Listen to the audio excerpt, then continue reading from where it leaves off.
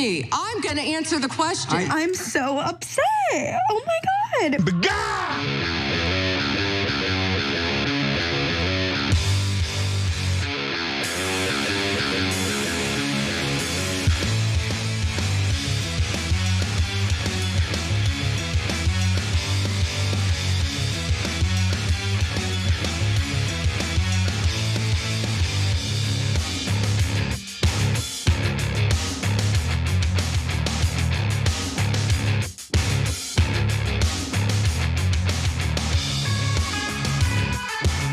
Welcome to TYT. I'm your host, Anna Kasparian, and President Donald Trump wasted the time of Americans yet again with a speech where he said not much, to be honest with you. Lots of repetition about how the United States has succeeded in defeating Iran, but we have to continue the war in Iran anyway. So we're gonna get to that a little later in the show. In the second hour, Wosny Lambre will be joining me to lighten things up a little bit, so we will be having a little bit of fun. Dave Smith humiliated Adam Sosnick, and what, I'm not gonna talk about that on this show, of course I am. The only thing that makes the show better is that he was ambushed with a reprimand by Patrick Bet-David live on air about that debate. Oh, I jump in it was so great. It was so great. Thank you to PBD for giving me that gift. I enjoyed every minute of that 18-minute segment. But with that said, we actually begin with something a little different. A man who speaks from my own heart, Theo Von. What do you think is gonna happen? You think we're gonna be okay? I hope so. Of course, I don't know. Do you think about it? I'm confused. I can't believe we went to this war. When we started bombing Iran, I was like, this can't be true. And what about Lebanon now? I know, Israel's invaded Lebanon. Yeah. And it's like, just stop. Like, what do you need? Well, they're trying to, supposedly, they're trying to stop the terrorists. Yeah, that's crazy though, if you're the terrorist. You know what I'm saying? Like, if you want to stop them, stand in front of the mirror and start there. Agreed. Now, while the Israelis place themselves in the position of the strong, brave individuals who fight terrorism around the globe, the American people have caught on to what's really going on here, who the real terrorists are. The country that keeps invading its neighbors, the country that engages in mass slaughter campaigns and genocide, the country that somehow manages to convince what's supposed to be the most powerful country in the world to fight its wars for them. And of course, I'm talking about us, the United States of America. And I love the fact that Theo Von has the cojones to say what he said on one of the top podcasts in the country. And yeah, it doesn't escape me that they're both individuals who helped get Donald Trump elected in the first place. But they're speaking the truth now, at least Theo Von is, as vociferously as he's been when it comes to Gaza and anything involving Israel, and I commend him for that. Looks like Joe Rogan is starting to warm up again to criticizing Israel a little bit. But I wish that he would be as vocal as he was previously, because right now is the time when these types of voices matter the most. Right now is where the United States is implicated in countless war crimes that have been carried out on behalf of a foreign country. Right now is when we are using precious, finite resources that could be helping the American people to assist Israel in their border expansion project. And of course, in order to do that border expansion project, you need to get rid of the one and only country that has posed a challenge to that in the region, and that would happen to be Iran, right? So why does Iran fund or arm Hezbollah? Why would they support Hamas? When you look at what's happening in Lebanon right now, you'll get a good picture, a good idea of why Iran would back Hezbollah. Because what did Lebanon do? What did Lebanon do? Why does the southern half of Lebanon need to be occupied by the Israelis? For security reasons? Then why are they planning on settling it? And the same circular reasoning happens over and over again. They steal more land, they have these unhinged terrorist settlers settle there, and then the resistance comes and targets them. And then they cry and cry about how they're poor little victims as they live on stolen, blood-soaked land. And then the United States comes in sacrifices its soldiers to fight on behalf of their disgusting project. That's what's going on here. That's what's going on here. So thank you to Theo for calling out the real terrorists in this situation. Just to give you a little update on the death toll, aside from the 72,000 confirmed dead people in Gaza, 20,000 of whom were children, we should talk about the more than 2,000 people who have been killed in Iran since February 28th, the first day of this war against Iran, on behalf of Israel, of course. The death toll from Israeli attacks in Lebanon has risen to 1,345 that we know of, 4,040 injured. 13 US soldiers have died so far that we know about, but there's some news percolating right now as we speak about how Susie Wiles is trying to urge our president to be honest with the American people about how many of our soldiers are dead as a result of a war that we are fighting on Israel's behalf against Iran that has roiled the oil markets, destroyed the global economy, and there's more pain coming, there's no question about it. And when it comes to Israel, would you look at that? 24 people have been killed, 24.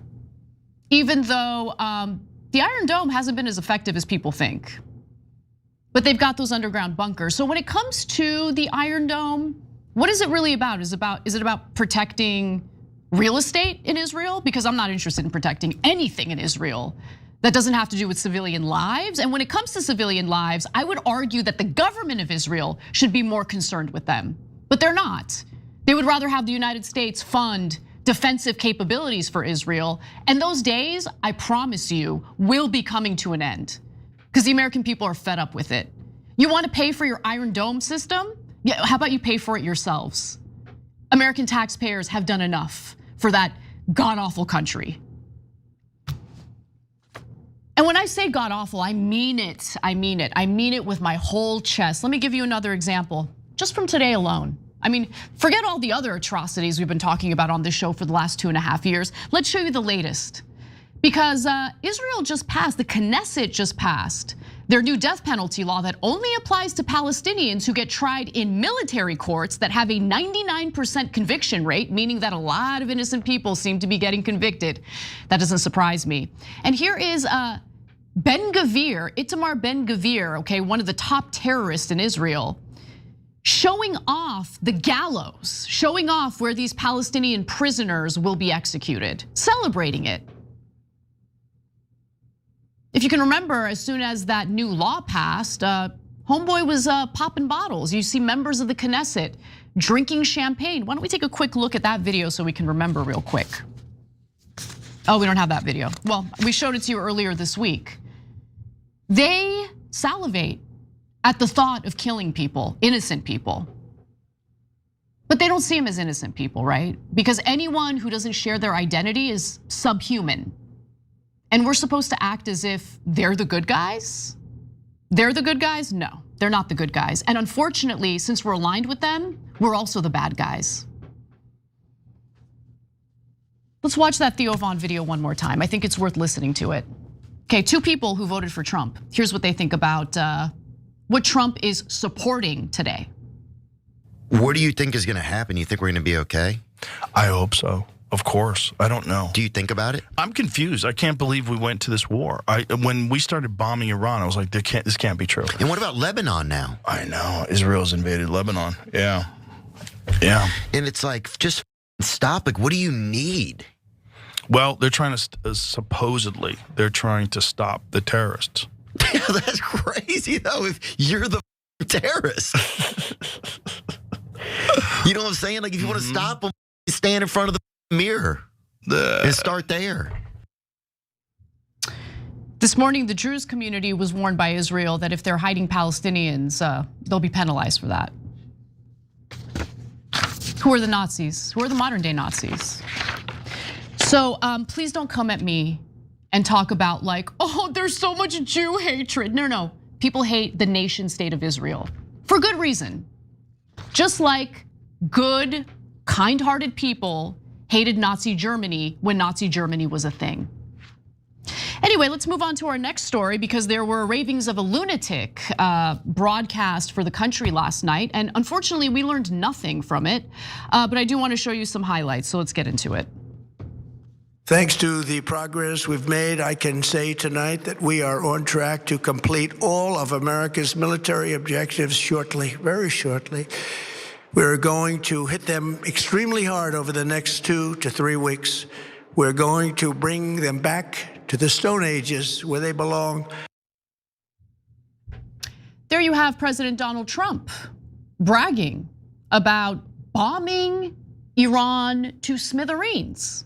In fact, the message was repeated by our so-called Secretary of War, Pete Hegseth, an alcoholic who's unqualified for the job, but nonetheless, back to the Stone Age, he writes on X immediately after the speech. So I would like all of the Iranian diaspora individuals who have been cheerleading this war, 2 of the hyenas I debated on Piers Morgan's show just yesterday, to explain to me, is this the liberation you were looking for? And there's something deep within me that thinks, yes, that this is what they were looking for. Because they don't see Iranians as human beings. This was never, ever about liberation. I even see some of the members of the diaspora talking about, it's okay, we'll rebuild it. We'll rebuild Iran for ourselves. Who cares about all those innocent people who are being slaughtered right now? Partly thanks to our cheerleading. Just reprehensible, depraved, disgusting human beings. If you wanted freedom for the Iranians, asking the United States and Israel to bomb Iran to smithereens back to the Stone Ages, not gonna do that. That's not gonna happen.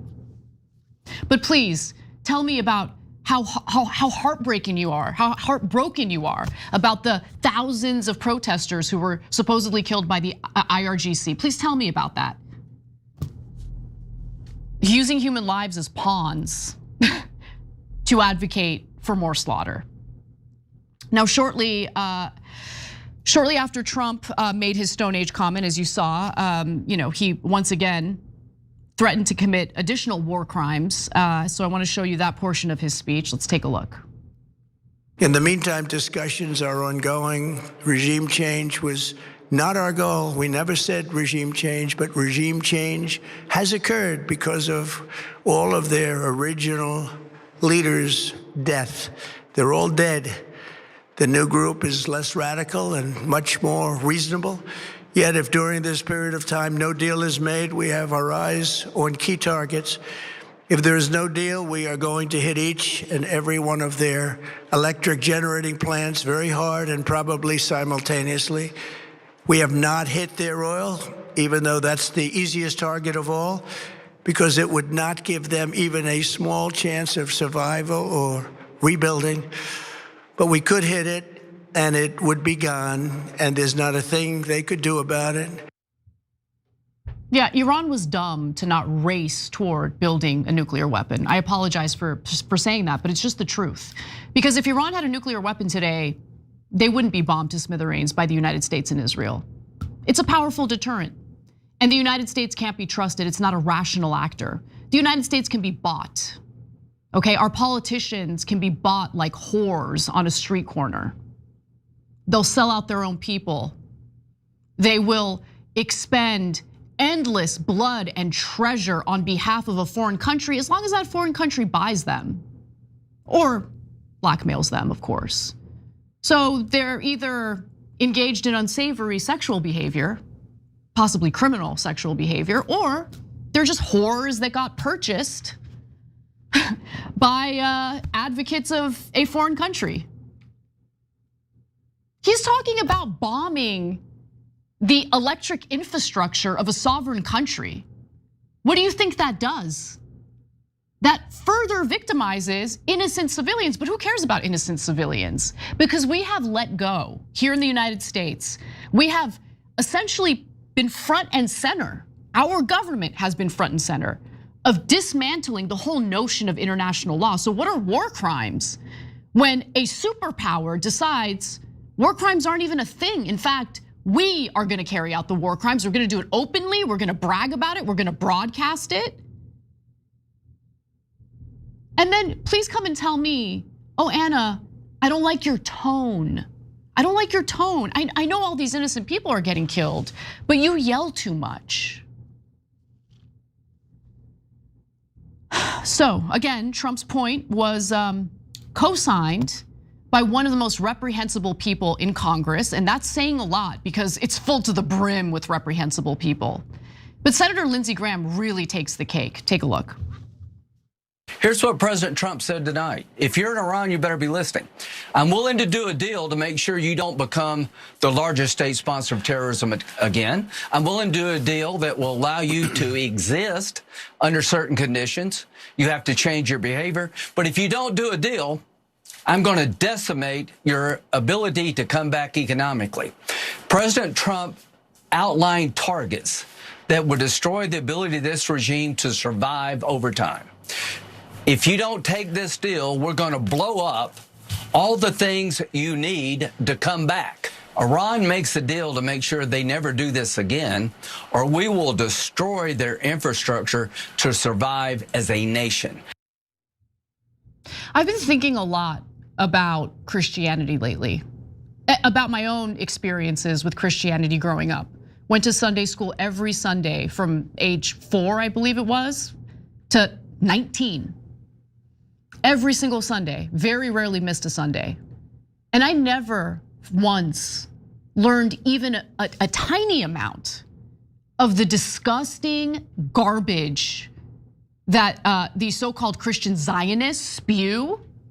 We'd read the Bible, and the way that they have twisted that faith to advocate for the exact opposite of what that faith actually advocates for is so gross. And it makes me wonder, where are all the actual Christians out there who have seen their faith bastardized by the likes of Lindsey Graham, Franklin Graham, all the weirdos that Trump has surrounded himself with in his little faith group, which we'll talk about later in the show?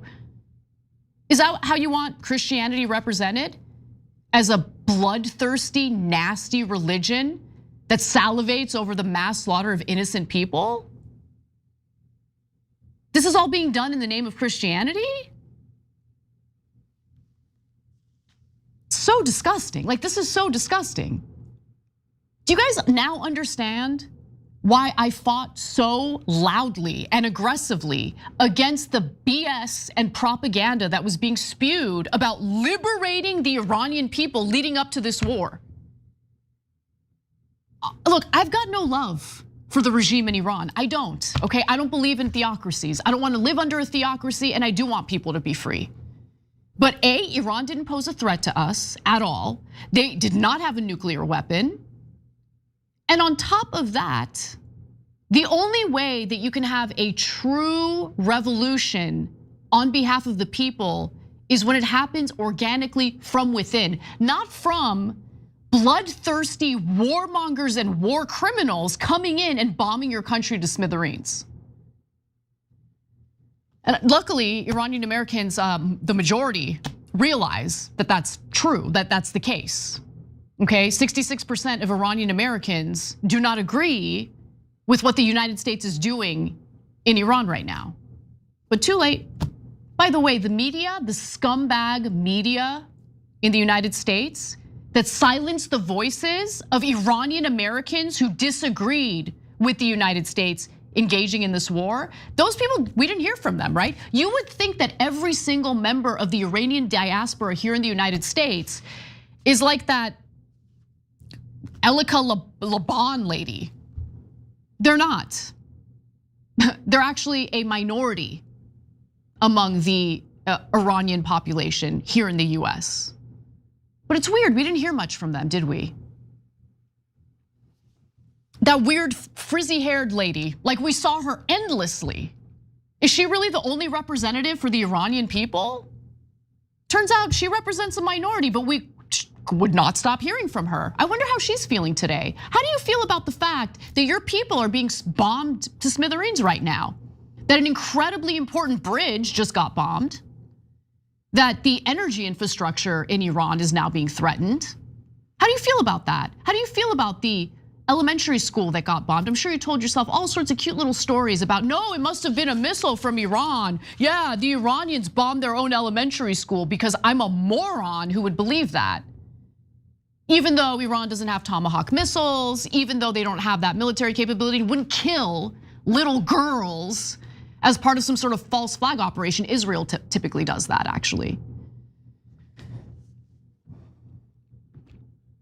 But we're not done with Trump's speech, unfortunately. Look, if you think you've learned or you're gonna learn anything new from Trump's speech, you're sadly mistaken, okay? Because he doesn't know what he's doing. And by the way, anything he does say, how are you even gonna take his word for it? The man is a liar and he always does the opposite of what he says. So when he says we're not there for regime change, he probably realizes that he can't accomplish regime change, so he's giving up on that. But I don't know what his goals are. What are your goals? What are your goals? What are you trying to do? You're telling us that you defeated Iran, you defeated the regime. At the same time, you're whining and crying to our NATO allies about how they're not helping us with this war. And also, why are we there then? If we defeated Iran, why are we there? How are people not like enraged by this? That's the thing that really gets to me. I get the boomers who watch Fox News. It's like a steady drip of Fox News garbage that they're consuming, and they don't get the other side of the story. They don't get any accurate information at all. Can't wait till those people are gone. Just keeping it real. But it might be too late at that point. Totally destroyed this country. Fox News is a disgrace. Anyway, even though the Iran war is already slipping past the administration's initial promise of a 4 to 6 week long war, by the way, I thought we were ahead of schedule. See how you can't really believe anything that comes out of Trump's disgusting mouth? Trump pointed out that other wars, some of them disastrous, lasted for much, much longer. Oh, great. I think that's a hint that this is gonna be a very long war, actually. Let's take a look. American involvement in World War I lasted 1 year, 7 months, and 5 days. World War II lasted for 3 years, 8 months, and 25 days. The Korean War lasted for 3 years, 1 month, and 2 days. The Vietnam War lasted for 19 years, 5 months, and 29 days. Iraq went on for 8 years, 8 months, and 28 days. We are in this military operation, so powerful, so brilliant, against one of the most powerful countries for 32 days. And the country has been eviscerated and essentially is really no longer a threat. Why are we there? Iran wasn't a threat to the United States to begin with. So why are we there? Why are we there? Why are you asking for $1.5 trillion to be sent to the Pentagon to fight these wars? Why? I'm gonna read a comment from one of our members because Savage Lou might be mistaken about my views in the lead up to the election. Savage Lou says, so you accept the fact that Kamala Harris ran on being pro-war, thus allowing Trump to posture as anti-war? Yes, absolutely, absolutely. In fact, that was one of my top criticisms of Kamala Harris, the fact that she was campaigning with freaking Liz Cheney, a neocon. And you wanna know what happened when I would do that commentary? How it was like, Trump is gonna win. He's positioning himself as anti-war, and Kamala Harris is literally campaigning with Liz Cheney. He's gonna win, this needs to stop. And people attacked me. People attacked me and said, oh, you're defending Trump, you're rooting for Trump. Those people, if you're watching, F you, okay? F you, you're addicted to losing. You're addicted to losing. You run the I cover for pathetic loser Democrats camp. That's what you do. You love losing because you prop up the worst Democrats that can't even beat someone like Donald Trump. So as elections heat up, I wanna be clear with my audience. If the Democrats are effing up, I'm gonna talk about it. And that doesn't mean I support the other side or the other candidate. It's because you should be willing to call out what the flaws are so you have the best chance at winning, the best chance at getting the best candidate elected in the primaries. But if you're interested in doing the cover-up stuff, oh, it's a Democrat, so I'm gonna provide cover for their mediocrity, their depravity, their dumb strategies, their love for war. I'm not with you, I'm not on your side. I think my values are pretty freaking clear here. So if there's any Democrat that's gonna go around campaigning with the likes of some disgusting neocon, they don't have my support. And I'm not gonna be ashamed of saying that they don't have my support. Because what good is a Democrat if they're the same as a Republican warmonger? Anyway, immediately after the speech, Trump claimed that this war was an investment in the youth of America. This war, by the way, has already jeopardized US standing on the planet, on the globe. I don't know what happens after this war, but we are not gonna be considered the top superpower. I can promise you that. China loves every minute of this. We're gonna take a break. When we come back, if I can stomach it, maybe I'll get into some other highlights or lowlights of this pathetic speech. But there's other news that I'd rather get to, so we'll see. I'm a very stable genius.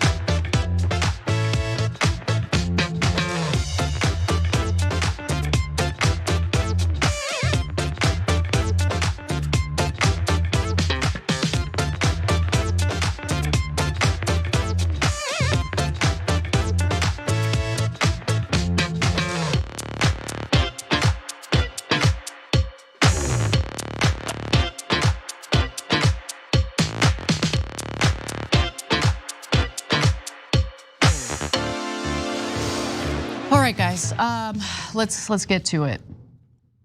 David Meister says, US Army chief asked to step down. Yes, I freaking forgot to get to that. So thank you for reminding me. I was too furious with everything that I totally slipped my mind. But yes, the US Army chief was just asked by Pete Hegseth to step down. Likely because maybe he's putting brakes on the car in some way, shape, or form. By the way, I don't put it past the US and Israel to nuke Iran. I don't put it past them. I certainly don't put it past Israel. Okay, Israel does not care about human lives other than their own at all. And by the way, even when it comes to Israelis, if you happen to be an Israeli that doesn't want to get with their program, they don't care about you either. So we're in a really scary place, guys. I'll read more of your comments when we get back.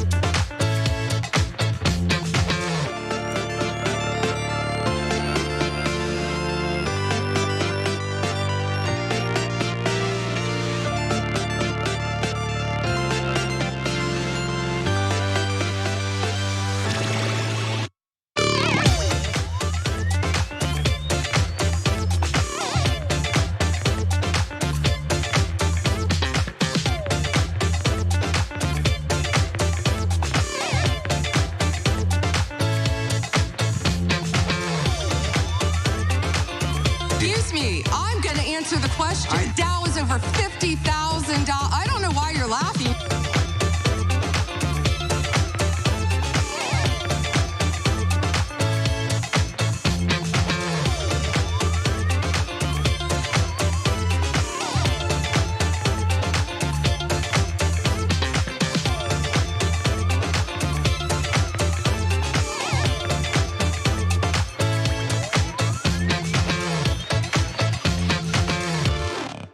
The Dow is over $50,000. I don't know why you're laughing.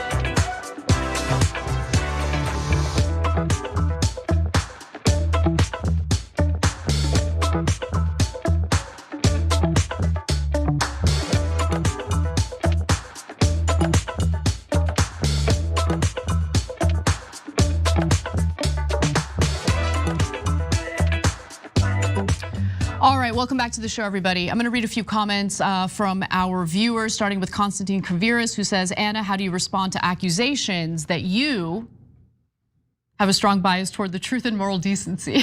Thank you for writing that.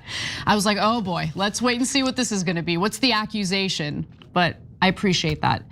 We also have Josh D8787 who says, I'm happy that there are people like you fighting for our country, speaking honesty and truth. I think there's a lot of bots that when you attack, no, the people who attack me on the left are not bots, they're actual people, they're personalities. And they attack me when I criticize Democratic candidates who don't share our values.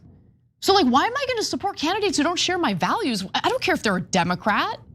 So like, this is it. There's no more playing. Okay, we should have been far less tolerant of these garbage politicians earlier. But now we don't even have a choice. Like I see some of these Democratic politicians operating as if like the next election is gonna play out how other previous elections played out, where we're just gonna hold our noses and just accept, oh yeah, he's a terrible candidate, but I mean, it's a Democrat, so it'll be much better. No, we're in a lot of trouble. We don't need, warmonger light. And they're not even really warmonger light when you think about it. Look at what Biden did. Biden paved the way for this to happen. Biden could have put a stop to this. Biden could have decided, you know what? No more weapons for you, Israel. I'm gonna use the leverage we have as the United States of America to end the slaughter in Gaza, but he didn't do that, did he? He didn't do that.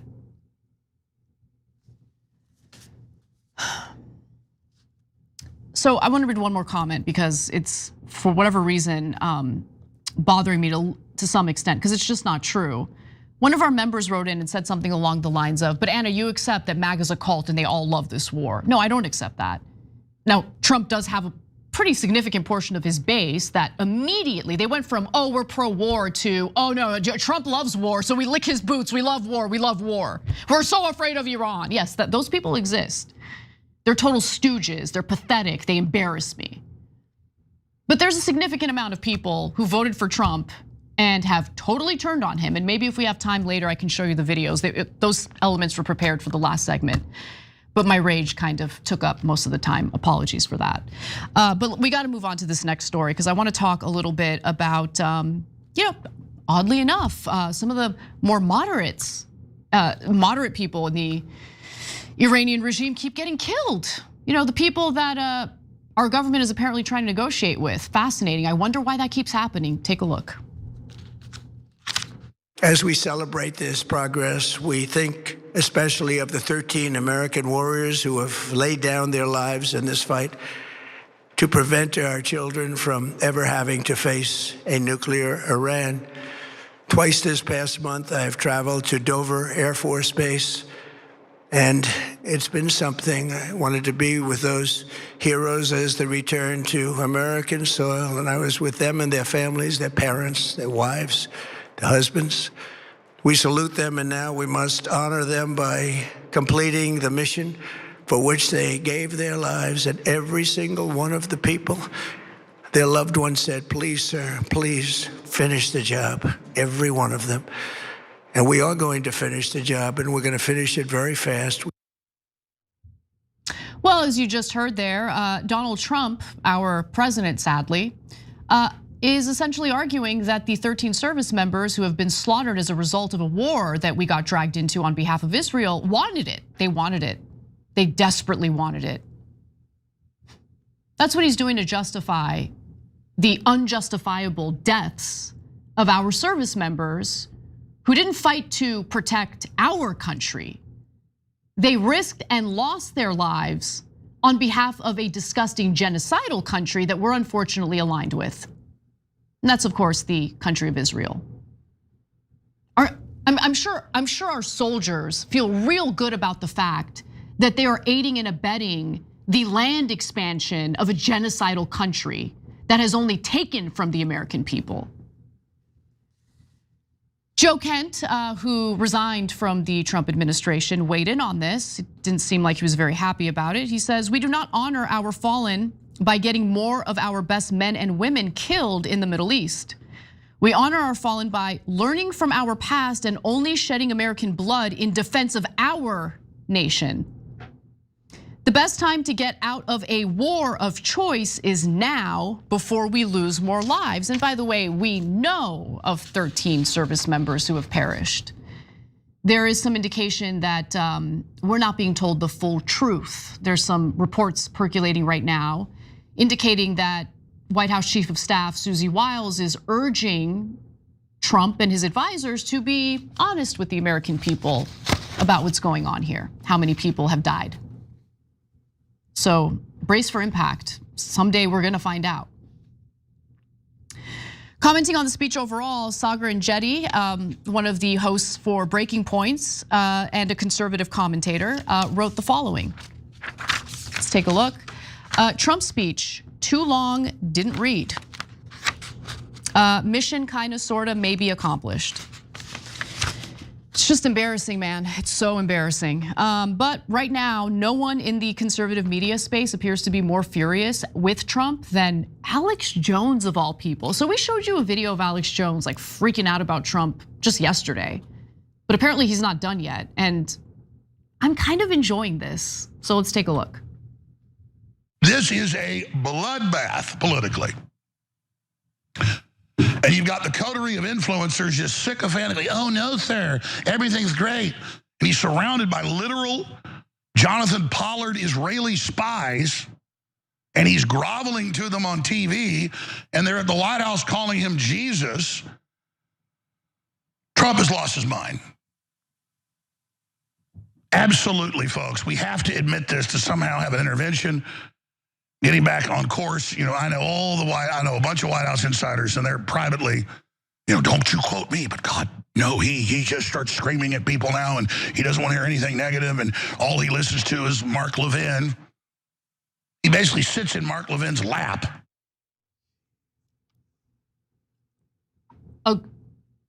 Agreed? What? Yeah, I agree. Nice name drop for Jonathan Pollard, traitor to the United States that Mike Huckabee was cozying up with at the US Embassy in Israel. Disgusting. But luckily there's more of that from where it came from. Let's take a look. Trump was hitting on all cylinders the first 6 months of administration, and then he made an abrupt turn as soon as Elon left, and things have just gotten worse since then. And now we are seeing foreign policy of 5-6 contradictions a day by Trump, lies, or he's out of his mind. Either way, it's a disaster. I don't know. Total cuckoo town. But what we know is the globalists behind this are advising him, and they want a worldwide financial collapse to consolidate control. That has been their main North Star mission. And what have I been saying before he got reelected? I said they're going to try a new virus, but people are aware of that, so that probably won't be it. It will be a war. It will be Iran and or both Russia. Yeah, the conspiracy is Israel, okay? I mean, the war, the genocide was ongoing in Gaza, and there was really no indication that Trump was gonna be any better than Biden, especially with Miriam Adelson buying that little whore for $200 million. Like, was there any indication that Trump was gonna be better than the Biden administration as it pertains to Israel? No, of course not. So there's no conspiracy here, okay? The conspiracy happened a long time ago. Israel has occupied our government, and that's been going on for a very long time. That used to be considered conspiratorial, but it's the truth, and people are finally saying it out loud. I mean, Jeffrey Epstein, who everyone was conditioned to believe was just like a disgusting, depraved pedophile, was working on behalf of the Israelis, working out deals with freaking UAE. It's insane. And then you get a sense of like, yeah, that's probably why there were so many cover-ups involved in the Epstein case. Anything for Israel, anything. Ugh. But you know what? I give Alex Jones credit. I can't believe I'm saying that. I almost feel like dirty saying it, but what he said there was true. And the Trump administration should be called out for doing the exact opposite of what Trump claimed he was gonna do in his second term. Now, he's a pathological liar, so people who've been privy to his lies previously knew what to expect. But I don't think anyone expected him to be as vicious, as depraved, as greedy, as selfish, and as bloodthirsty as Trump really is. He's certainly incompetent, that's for sure. But that's the least of his problems. So there you have it. You have some people speaking out against Trump, including those who worked real hard to get him elected. Tucker Carlson happens to be another one of them. The real question is, what comes next? Because I don't see a way out of this war. I don't see a happy ending. I certainly don't see victory for the United States. But Israel wants it to keep going. How do I know that? Well, they keep killing people who might be able to negotiate for an end to the war. And that's actually what I want to talk about next when we come back from the break. Stick around.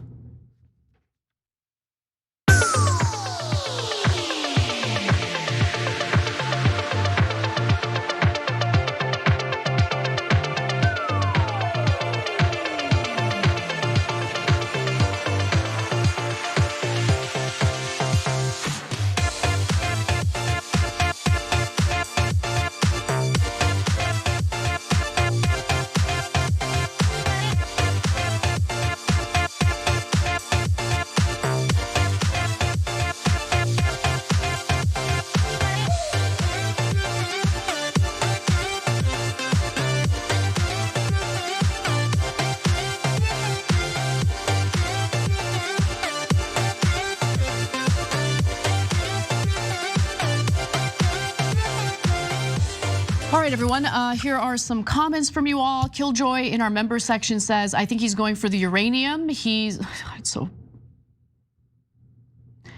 That would be like, that along with invading the islands, either Karg or Keshem, dumbest possible thing you can do, literally. Okay, have the IDF soldiers, Israel's so worried about the uranium, which they're not.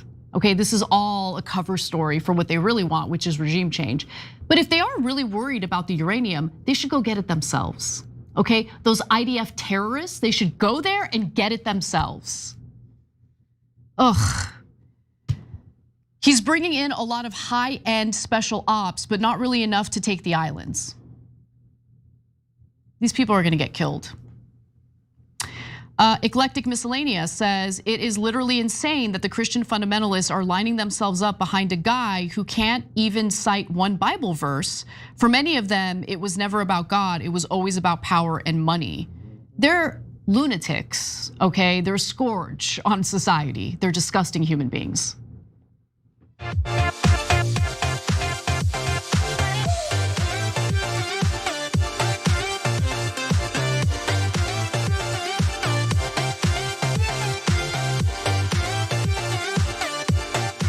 You know, as a woman, I feel a lot of pressure to not be angry all the time, to be smiley and agreeable, but it's so hard to do that. Like, how do people do that? How do people absorb everything that's happening in the world right now and just, okay, I know what society expects of me. Let me be a pleasant, smiley woman. It's so impossible to do. Let's go to Dav Mill, who says, I listened to the birthright citizenship oral arguments. My take, it could go either way, maybe 7-2, depending on how much weight they give history. Birthright citizenship wasn't a policy until FDR, 50 years after Wong Kim Ark. I listened to the hearings too. I have the sense that they're not buying the arguments from, Trump's lawyers, but we'll see. We'll see. I don't know. We live in hell, so just expect the worst. Josh writes in and says, I'm happy that there are people like you fighting for our country, speaking honesty and truth. I think there's a lot of bots. Oh, I read that already. I apologize. But let's move on. I do want to talk about this story having to do with just the ongoing sabotage of diplomacy that's being carried out by the Israelis, and it just keeps happening again and again and again. Here's the latest example. They want very much to make a deal. We'd like to make a deal too. We're going to get together today by probably phone because it's very hard to find a country. It's very hard for them to get out, I guess. but we'll at some point very, very soon meet. If it goes well, we're going to end up with settling this. Otherwise, we'll just keep bombing our little hearts out. Who is Steve Witkoff speaking with, Mr. President? A top person. I don't want him to be killed. Okay? I don't want him to be killed. A lot of times, President Donald Trump says the quiet part out loud. And as you heard there, in late March, he disclosed that the US was negotiating some sort of peace deal with an Iranian diplomat, but he didn't want to name who that diplomat was because he didn't want him to be killed. Now, who would kill him? Other than the Israelis, of course. And I bring up that recent history to give you the latest news, because today we actually learned that Iran's former foreign minister, gentleman by the name of Kamal Karzai, was severely injured in an Israeli attack on his home on Wednesday. Now, he was severely injured, his wife was killed, but this is an individual who was seen as a more moderate member of Iranian society. He's a former member of the IRGC. And there were some claims that he was working back channels to see if there could be some talks to end the war. But Israel doesn't want to end the war. So they decided to strike his home. The New York Times reported this morning that he was, again, moderate politician who was attempting to organize talks between the United States and Iran. Two Iranian officials say Karzai had been overseeing engagement with Pakistan for a possible meeting between Iranian officials and Vice President J.D. Vance. You can't have that. Israelis don't want peace. They're looking to expand their borders, duh. Peace means that the regime stays in place and the regime challenges their expansionist policies.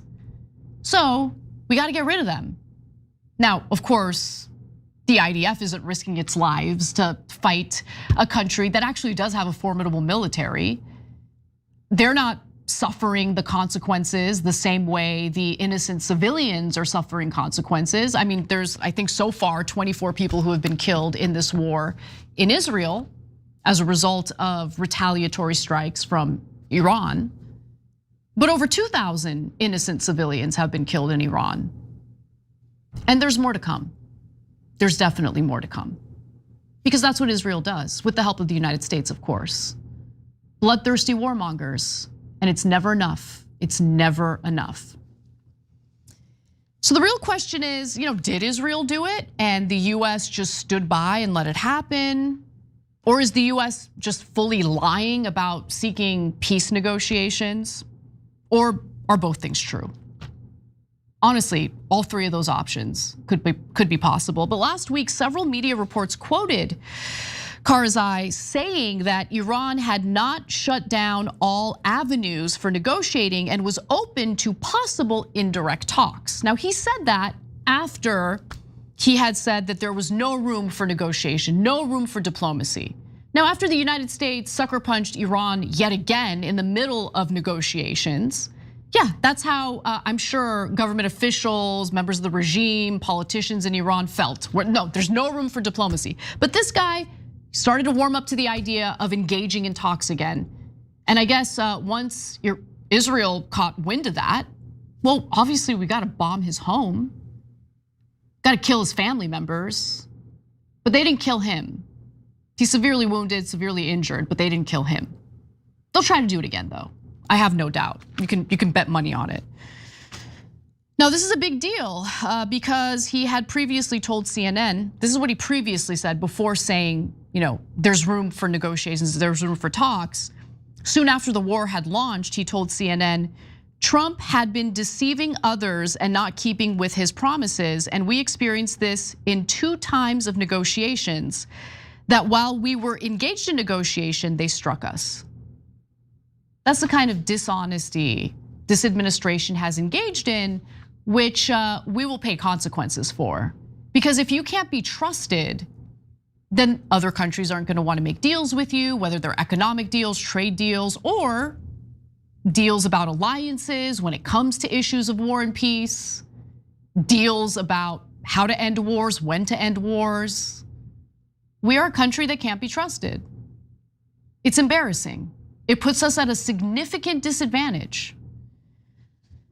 Now, of course, recent history shows that Israel intentionally targets and kills peace negotiators. They've done it 2 previous times in Iran, but how can we forget about what they did last year in Qatar?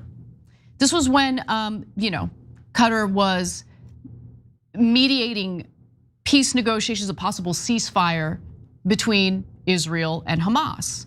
Now, the United States had essentially pleaded with Qatar to have Hamas or host Hamas in their country in order to allow for these negotiations and these talks to happen. And unfortunately, the Qataris paid a heavy price for that.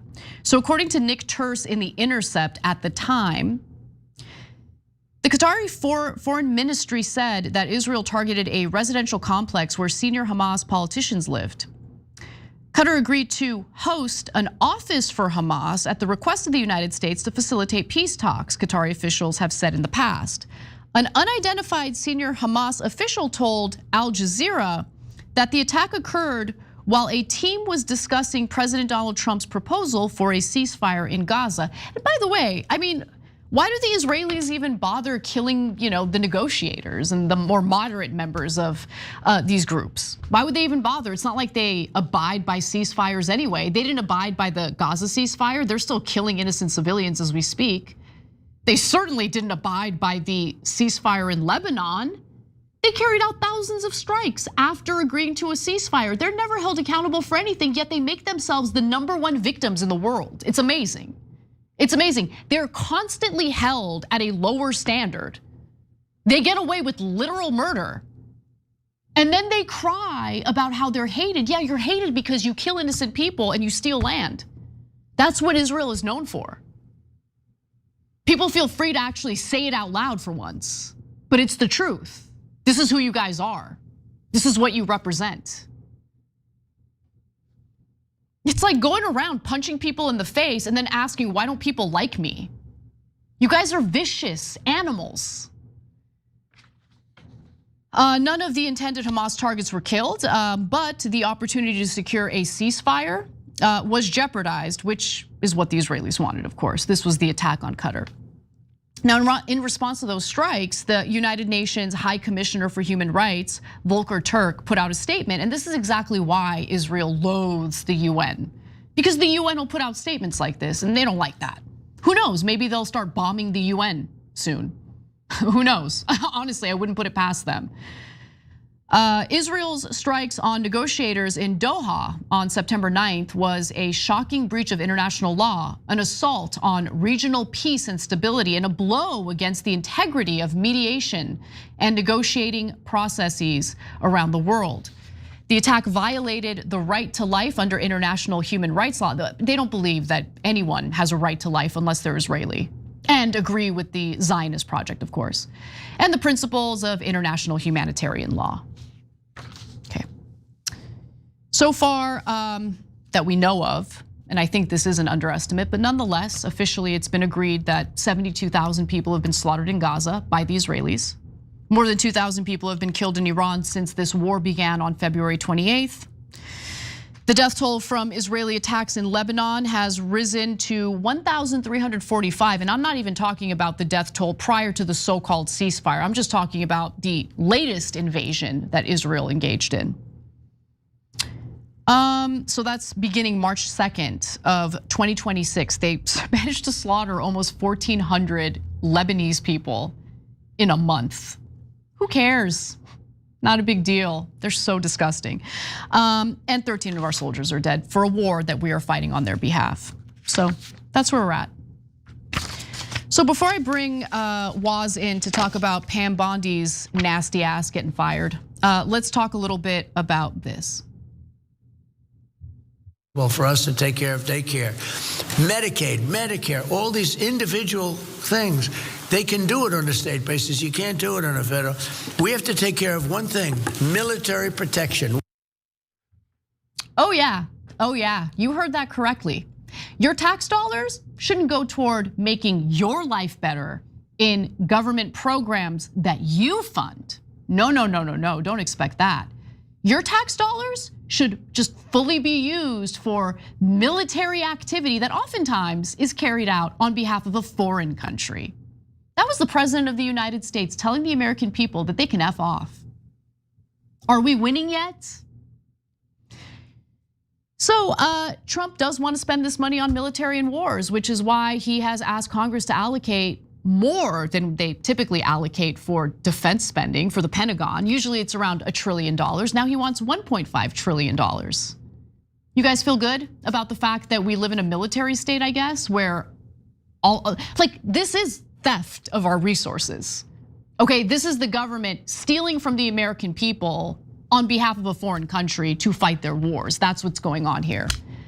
But we should talk about how much economic pain the American people are in for, how our government has no intention of helping us as that economic pain absolutely destroys our lives. And make no mistake about it, this now world war that we're engaged in is considered a world war because the entire globe is impacted by the fact that the United States was stupid enough to believe Israel and engage in a war against Iran on their behalf. So let's get to the details of that economic pain, shall we? Because it's gonna get worse, but let's talk about where we are right now. Don't expect the government to help you. So comments from US President Donald Trump in a Wednesday evening national address warned of further military aggression against Iran in the next 2 to 3 weeks, dampening hopes for an imminent de-escalation in the conflict and driving oil prices up more than 13%. Higher oil prices means inflation everywhere, in every sector, including food, by the way. I didn't even know myself that 1/3 of the world's fertilizer comes from the Middle East and is transported through the Strait of Hormuz. So there is going to be an increase in global hunger as a result of this war. Prices at the grocery store gonna be a lot higher. Price that you pay at the pump, it's already a lot higher. It's gonna get worse, definitely gonna get worse. And so Trump basically said that the war will continue, which is sure to damage more oil and gas infrastructure. Let's take a look. We're going to hit them extremely hard over the next 2 to 3 weeks. We're going to bring them back to the Stone Ages where they belong. Now, prices eased a tiny bit following reports that Iran is working with Oman to draft protocols for monitoring transit through the Strait of Hormuz. Look, I'm just gonna keep it 100 with especially our European allies. Okay, I would personally reach out to Iran and say, okay, let's make a deal. It's distancing ourselves from the United States, let's make a deal, please. We'd like our tankers to pass through without getting attacked. What is the toll? What would you like us to pay? We need to increase the energy supply. So if we can do that by just going around the United States, which is a belligerent, bloodthirsty country, and I'm talking about our government, not the people, just cut the US out and immediately go to Iran and see if you can work out a deal, because the US isn't gonna help you. In fact, Trump said he's not gonna help you. Trump literally told our NATO allies, when you want the oil, go get it yourselves. Okay, great, then go get it yourselves. Obviously, don't exacerbate war. Only idiots would do that. And unfortunately, our government is full to the brim with idiots. Our Secretary of War is a literal wife-abusing alcoholic who was a weekend anchor on a freaking cable network that's viewed by boomers in their 70s and 80s. So yeah, I would go around the United States and I would try to find a way to negotiate. I would, consider diplomacy in this situation, wherever you can consider it. So prices eased a tiny bit after Iran started working with Oman over some sort of protocol situation. A translation of IRNA's report said that tanker traffic in the key shipping channel, meaning the Strait of Hormuz, could resume if supervised and coordinated by the two countries, according to Kazem Garibaldadi, that's Iran's deputy foreign minister of legal and international affairs. US West Texas Intermediate crude futures for May were up 10%. So it went from 13% to 10% at $110.22 a barrel as of 11:33 a.m. Eastern time today. Giles, Alston, who happens to be a political risk analyst over at Oxford Analytica, spoke to CNBC about all of this, and here's what Giles had to say. It's becoming increasingly clear that the US position on what you do to get your oil out of and through the Straits of Hormuz is now something which Washington has largely washed its hands of.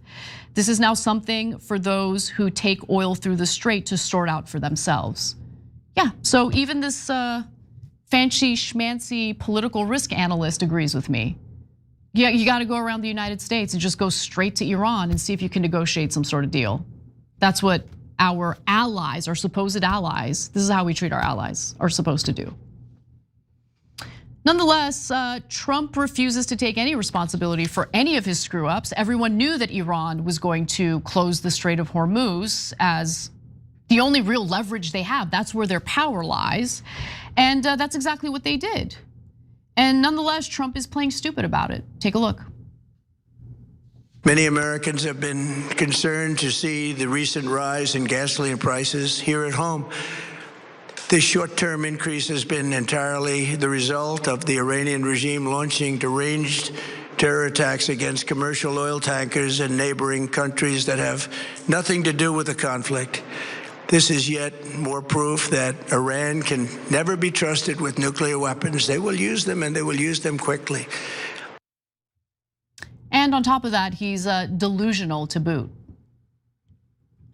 In 1 year, we've taken a dead and crippled country. I hate to say that, but we were a dead and crippled country after the last administration and made it the hottest country anywhere in the world by far, with no inflation, record-setting investments coming into the United States, over $18 trillion, and the highest stock market ever, with 53 all-time record highs in just 1 year.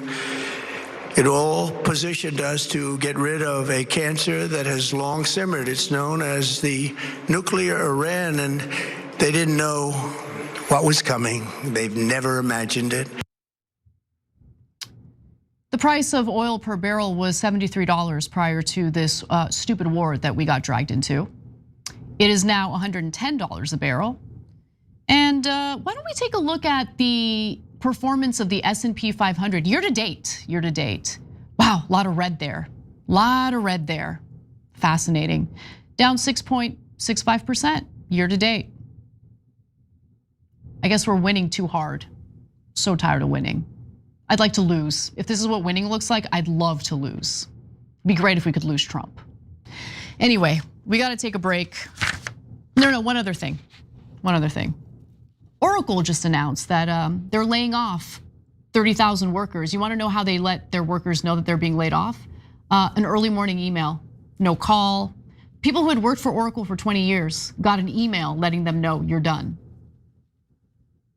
People are gonna get mad at me for, supposedly doing a meme of that disgusting Larry Ellison. He is the worst of us, absolute scum. And the fact that all of the commentary about me covering a story having to do with him wanting to surveil all of us had to do with like, she did a gesture that looks like a meme that's anti-Semitic. You're gonna focus on that, but you're not gonna focus on the fact that piece of crap wants to surveil every single person with his technology. He wants us to live in effectively a surveillance police state. This is how he treats his workers. If you were far more concerned with my gesture, you're also scum. Anyway, let's take a break. We'll be right back. I love cows. Are you still talking about Jeffrey Epstein? Rich and powerful men abusing, assaulting, and abandoning young women. These rich and powerful men donate to the politicians in Washington, D.C., play golf with the elites in Washington, D.C. They are foreign leaders who we don't want to offend. They interact with our intelligence agencies that we don't want to disobey. There is something rotten in Washington. And are people still talking about this guy, this creep? All those congressmen you just saw there are on the record as protecting the child rapists who were clients of Epstein. They have not not prosecuted a single person outside of Epstein and Maxwell. Yep. Not one. Is Trump engaging in this cover-up because he's in the Epstein files? I don't understand why the Jeffrey Epstein case would be of interest to anybody. It's pretty boring stuff. So as the government keeps telling us, yeah, there's other people. Yeah, they raped those girls. So what? We're gonna cover up for them. But why are you guys so mad? A nation that chooses impunity for the rich and the powerful at the expense of our children is a nation that has lost its moral purpose. Are you on the side of the people? Are you on the side of America's children? Or are you on the side of the rich and powerful who've had their thumb on the scales and shafted Americans for decades?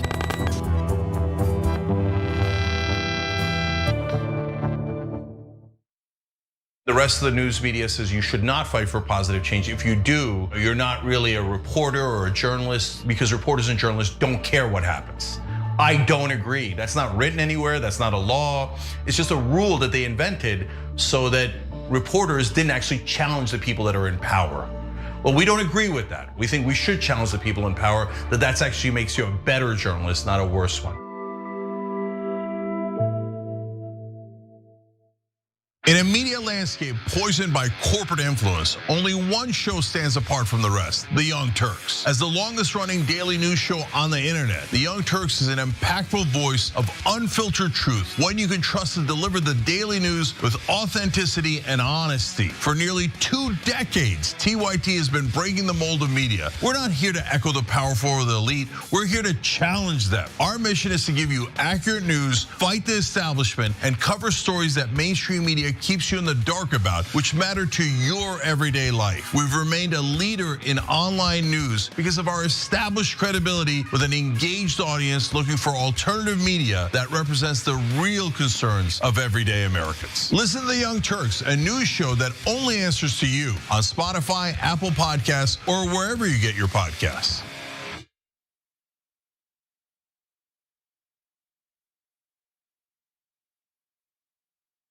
Been on YouTube for 20 years. The original political partner on YouTube, The Young Turks. The Young Turks. The Young Turks. Godfather of independent media. Yeah. Favorite news platform by far. Oh, it's not even close. The Young Turks. It's the largest online news show in the world. I watched you guys before I had a channel at all. So. And I watched Cenk, so Cenk's really the start of it all. Big shout out to Cenk from Young Turks. Cenk Uygur, founder of TYT, a man who probably needs no introduction. Cenk, so great to talk to you. Great to talk to you, David. Fan you worked for a long time, man. Anna Kasparian is one of the most followed and influential progressive women online. I love Anna. Your presence has been essential for me to really grow. Do all of you know the Young Turks? This is why what Young Turks are doing is so important. I've watched you for many years. You are insightful. I thank you for that. I was going to introduce myself, but it sounds like you guys might know us.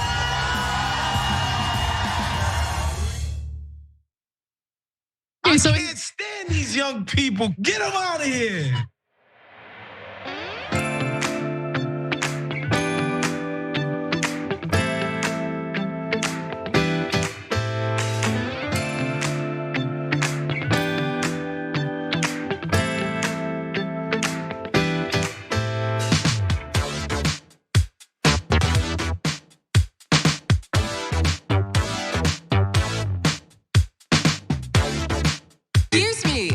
Answer the question.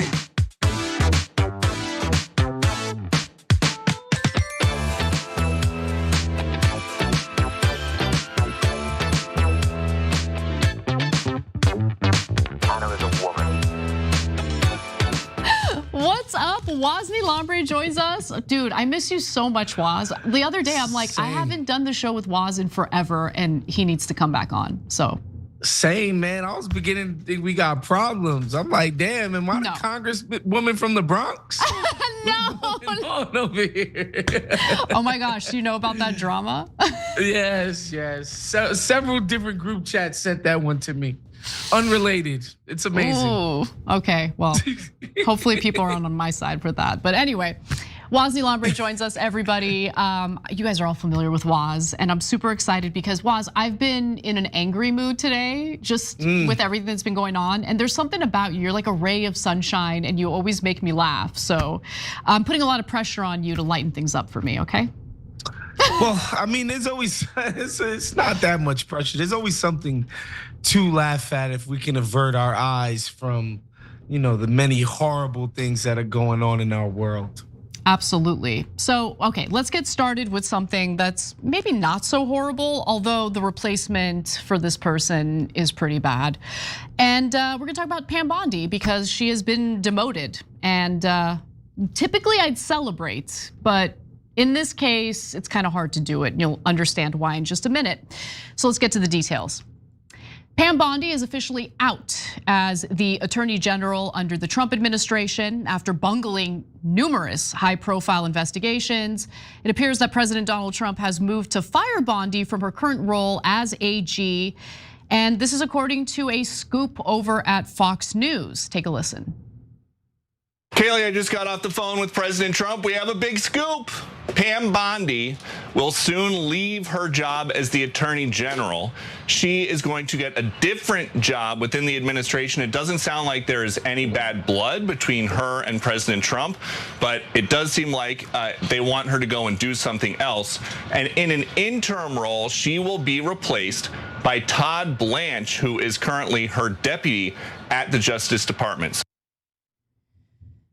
Todd Blanche is a bit of a problem. Todd Blanche is the person who met with Ghislaine Maxwell, if I'm not mistaken, for that secret meeting where some sort of deal was made, and she was immediately moved to a low security facility where she gets to play with puppies, even though she is a child groomer and rapist. But before we get to the details on that, Woz, what do you think about all this? I think we've moved into a new phase of Donald Trump's presidency. If you guys would remember, this is very early on in Trump 2.0. I forget the fat guy's name, but he's the one that leaked the secret signal conversations to Jeff Goldberg of The Atlantic. Yes. And it was so obvious that this dude should be fired, and Trump was so gung-ho about not firing everybody this time around that he just kind of demoted them and moved them into a new job. His whole thing was like, we're not gonna give the libs scalps this time. But I mean, I think that's gone out the window. Like now it's like, all right, Kristi Noem, she's out of here. Pam Bondi, now she's out of here. I think that's just a signal that we've moved on to a different phase of this Trump presidency. Well, the Kristi Noem thing, you might be able to argue that that was a little bit of a win for liberals, right? Considering how horrible she was. I mean, she called Americans who were gunned down by federal agents terrorists. She called the victims terrorists. Insane. And then, she's been in the news a lot lately for other kind of embarrassing reasons, which I don't want to get into. It makes me uncomfortable, but if you want to look into it for yourselves, please do.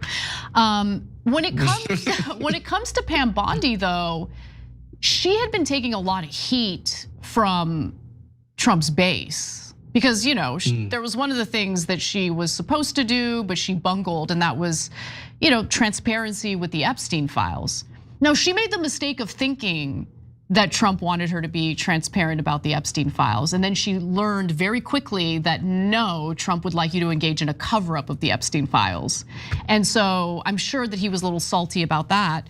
But I think he's even saltier about the fact that Pam Bondi hasn't been able to secure any successful prosecutions of his political opponents. I think that's the real reason why Trump wants to get rid of her, which makes me worry about what Todd Blanche is gonna be up to. What do you think about that? I mean, it's hard to be too worried about this stuff, and the cases that they've tried to bring so far have been so cockamamie as to be laughable. Like Trump's own judges are throwing all of these cases out, like the Comey thing. It was like, what are we doing there? Tisha James, like, wait, what? She already fixed the paperwork where she said this was her primary property and she was helping out a family. Like, all of these cases were trash. So I don't know what Todd Blanche is supposed to do with more trash besides eat it. I don't think he's going to be any happier by bringing Todd Blanche in. I honestly think, Anna, like Trump has always been this way, and he was more trigger happy in the first administration, but he just sees his underlings and subordinates as people to throw under the bus. You're useful in so much as when something goes wrong and I can take heat off of myself, I'll throw you under the bus. Look at Elon Musk in the Doge situation. When he stopped being useful, Trump stopped cutting Tesla commercials, he threw him out, threw him under the bus. And I think everybody in the administration is on notice. Rubio, Hegseth, their disastrous atrocities that they're carrying on in Iran. Those guys, they need to start getting their resumes polished because they're next. No, they need to be in prison. Hegseth in particular, he needs to be in prison. He's a disgusting war criminal and should be tried at The Hague. But nonetheless, apparently, CNN reports that sources claim that Trump had been frustrated with Bondi on multiple fronts, including her handling of the Epstein files, and that she had not investigated or prosecuted enough of his political opponents. So, I'll give you a few examples of individuals that Trump really, really wants her to go after or wants his attorney general. By the way, let me just be clear. Things that aren't normal have been normalized, namely the fact that the attorney general is not supposed to be the president's like hitman. You know what I'm saying? Or hit woman. The AG is supposed to be independent of the president. But we live in a world now where the AG does not act independently of the president and works at the behest of the president as opposed to prosecuting cases on behalf of the American people.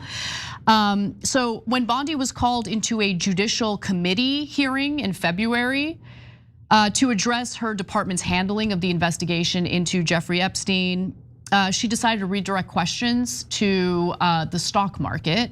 So I think this alone made her deserving of firing. But by the way, she isn't being fired. She's just kind of being moved around in the administration. I guess she's gonna serve in some other role. We don't know what that role is gonna be yet. But I mean, she should probably retire because she made a fool out of herself and this country by doing this.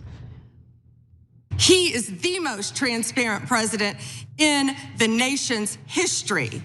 And none of them ask Merrick Garland over the last 4 years one word about Jeffrey Epstein. How ironic is that? You know why?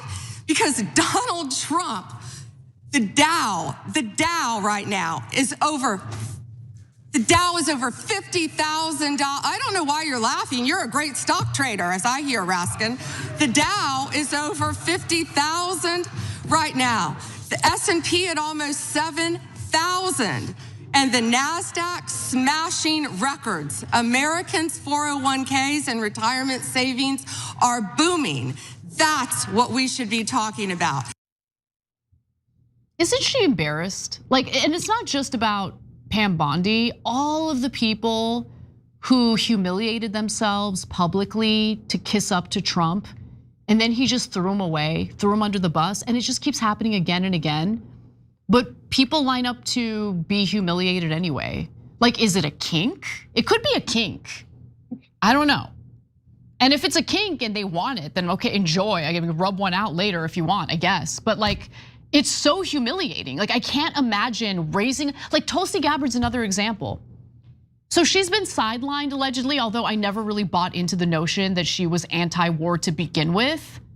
Okay, but now there are talks about her getting the boot as well. So do you feel good about yourself, Tulsi? You got humiliated badly by this man, by an incompetent, orange buffoon. Is power that, I guess, desirable that people are willing to risk being humiliated like this? No idea, but she does it anyway. So there are other politically motivated lawfare cases that Trump might want his new Attorney General, Todd Blanche, to get involved in. One matter drawing Trump's attention recently was an investigation into whether former CIA Director John Brennan made false statements to Congress about a years-old intelligence assessment of Russian meddling in the 2016 election. Can we please just move on? Can we please move on? Please, I'm begging you guys. It's been 10 years. Look, I get it. The Democrats effed up big time, okay? There was nothing there when it came to Russia collusion in the 2016 election. And I'm embarrassed that I ever bought any of it, okay? That was embarrassing for me. At least I'm willing to have enough self-awareness to say I messed up by taking anything that these people had to say at face value. But putting that aside, can we move on? Can we please move on? And more importantly, here's a real question for you, Oz. I do think that Democrats are going to take over at least the House after the midterms. Are you at all worried that they are going to squander their time in control of the House with endless investigations that are going to go nowhere? Man, I mean, there's no doubt they're gonna squander it. I think it's just to what degree the squandering is gonna happen. I think it's a mistake. I think it would be a mistake to not bring Pete Hegseth up for prosecution and haul him up to Capitol Hill and explain to people why they were shooting fishing boats in the Caribbean, claiming that guys with cocaine were terrorists or guys with fish. Much less were terrorists and just carrying out extrajudicious killing. I mean, they gotta do something about the just general criminality. Maybe you let Trump, he's old, he's fat, eats a lot of McDonald's, he'll be gone anyway. Maybe you let Trump himself ride off into the sunset, but his little underlings, Stephen Miller and these other guys, they need to be dealt with. I agree. I don't see how you let some of that slide. Now, the Russia, and some of the other stupid stuff they like to do. I think is far in terms of like Trump's corruption and the bribes. I think you need to just move on from that when it comes to Trump specifically. But I think the underlings should be free game. I totally agree. People should be scared to go along with this stuff.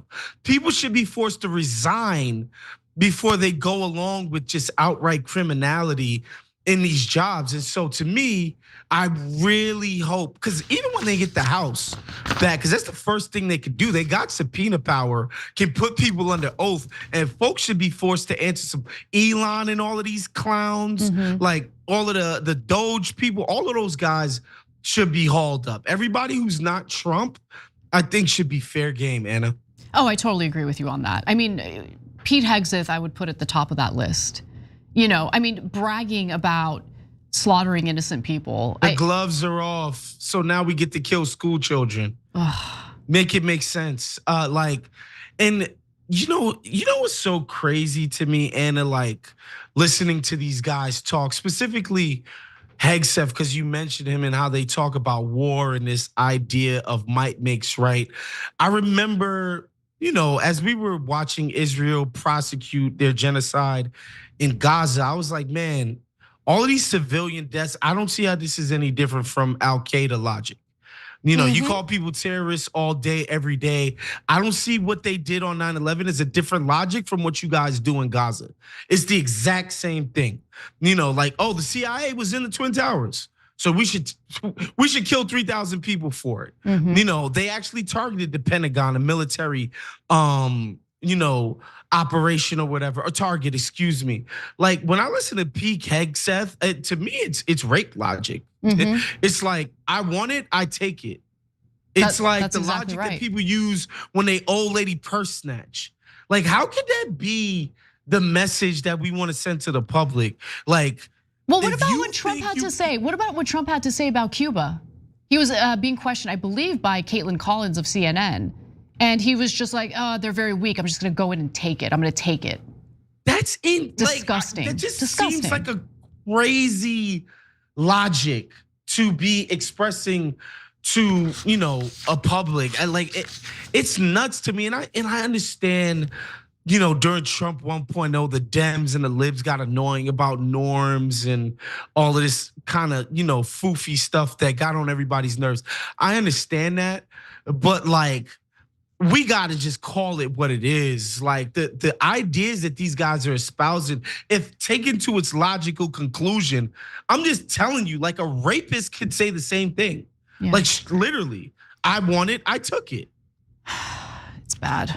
All right, look, we're gonna take a break. When we come back, we are gonna lighten things up because while I was away, Adam Sosnick got into a debate on Piers Morgan's show with someone who actually reads and is a history buff, and that's Dave Smith.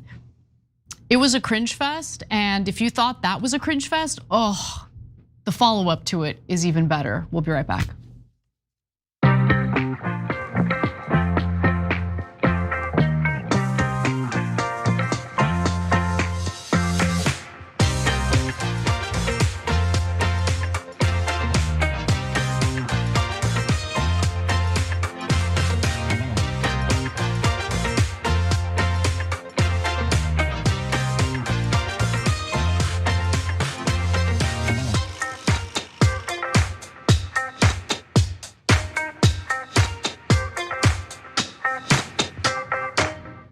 What's up, everyone? Welcome back to the show. Callie Millie writes in and says, Iranian born here. Anna, thanks for calling out / debating the 30,000 protesters getting slaughtered by Iran. The diaspora, especially in Los Angeles, are exiles from '79. They don't have much family in Iran. They don't mind bombings. Horrible. Yeah, I know. And they are not representative of, I said it during that story and I want to say it again because it's important. Just because the media props up those voices, you shouldn't think that they're representative of the entire Iranian diaspora in the United States. 66% of them do not want this war with Iran. But you wouldn't know that because they're not represented in the media at all. None of their voices were represented. So you would get this impression that all the Iranian Americans love the war. They're calling for the bombings. No, that's just not true. And it sucks that most of the diaspora that loves the bombings happens to be right here in LA. Anyway, let's go to some more of these comments. Dav Mill says, to avoid criticism, say nothing, do nothing, be nothing. Socrates, stand strong from one who often disagrees with you. I couldn't say nothing if my life depended on it, okay? This is what I do for a living. I'm gonna read some more comments when we come back from the break. I'll see you guys there.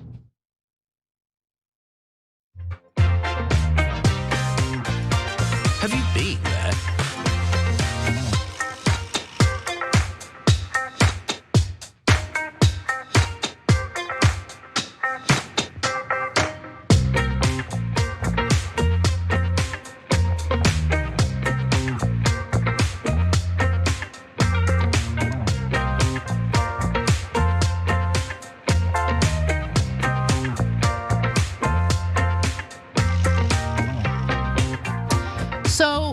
Obviously, with this ongoing war, there are also going to be some issues with supply chains. And Lord of Hamstrings Glory wrote in to let me know about their experience ordering something recently. I ordered a coconut sugar package and it's not arriving until April 9th. And I have Amazon Prime on top of it. So there's that impact already happening. Imagine the cost of international meat and flour. It's now time to impeach him into oblivion. So there's gonna be more and more cases like this. A story that I saw a little too late to produce for the show today, but you should know about it and maybe you guys will cover it for tomorrow's show. The Washington Post reported that Trump is now threatening drug companies with 100% tariffs if they don't lower their drug prices. Now you might think, okay, then they're gonna lower their drug price. I mean, you'd be foolish to think that's how it's gonna play out. The way it's really gonna play out is we're just gonna pay more for drugs. Okay, that's what's gonna happen. Or there's gonna be shortages of pharmaceutical drugs, something that we experienced during the COVID pandemic. People needing life-saving medication are gonna have a hard time getting it. He's just a really bad leader, let's just put it that way. Okay, but we're not gonna talk about that in this segment. We're actually gonna lighten things up and talk about this. I'm asking you, how do you think you did? I think I did fine. My intention wasn't to play nice. Some people are messaging me on my neck. What do you think? I don't know. People are saying stuff. And I'm listening to a song called Ain't Nothing Gonna Break My Stride. Ain't nothing gonna slow me down. And that's how I feel about this. I said, sure, I'll debate Dave Smith. Listen, there's no doubt that Dave Smith is smart or wise or well-read. Hey, where do you go and be professionals? That's not how I handle debates. Waz, I'm curious if you're familiar with Adam Sosnick over at the PBD podcast. I'm not familiar with his game. Obviously, the boss, the co-host, been seeing clips of him for years, the Bet David character, but I'm not familiar with his Robin, if you will. Okay, well, it does seem as though he's a little bit embarrassed by his Robin. Let's just put it that way. And I would be embarrassed too. I don't blame PBD because Adam Sosnick made an absolute fool out of himself during a debate against Dave Smith on Piers Morgan's program. Now, this happened last week while I was away, and I hated being away because I wanted to talk about this on the show. TYT did cover it, but for those who missed that story, I want to give you just a little taste of how that debate went down. So why don't we actually start off with what apparently riled Sosnick up about Dave Smith. And it was about something Dave Smith said in a previous debate about what the US really signals to the world through its foreign policy. Take a look. The IDF is the worst terrorist organization in the region. Let's get real. The United States of America is arguably the worst terrorist organization in the world. If you want to look over the last 25 years, how many innocent civilians we've slaughtered. You're saying the United States is a terrorist organization. You've already lost the debate. You live in America, tough guy. You have the luxury of sitting in your little studio with your hooded sweater like you're 17 years old. The regime, you mean all American presidents? I'm 17 Who's your years favorite old? president in the last 50 years? Adam, I'm Who's 17 years old. Who's your favorite president in the last 50 I have years? a wife and children. Who depends on you, Adam? Your mom? Okay, I also have if you want to make it personal, other, so you want to go personal? You have a significant Dave, other. we can go as personal as we can go. No, I'm trying not to. We can go as personal as you want. Respond to one thing. I don't Adam. care, Dave. Adam, some substance. I don't care. I know, because you don't know anything. Dave, you're a radical. So move on. So stop picking a fight with me, dude. You don't know anything about anything. I'm just gonna pause for comment from Waz.